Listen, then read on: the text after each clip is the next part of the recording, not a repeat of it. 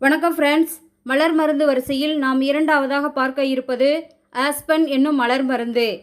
இந்த மலர் மருந்து யாருக்கெல்லாம் பயன்படுகிறதுன்னு பார்த்தோம்னா, 1. எல்லாவற்றையும் இழந்து அனாதையாகிவிட்டோம் என்று உணர்பவர்கள்.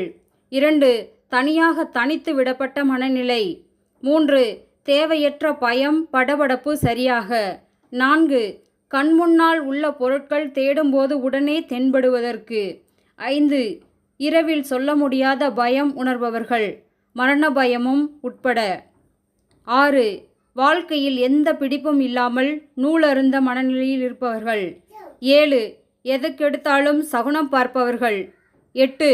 புதிய ஊர் அல்லது இடம் போகும்போது வரும் தேவையற்ற பயம் போக.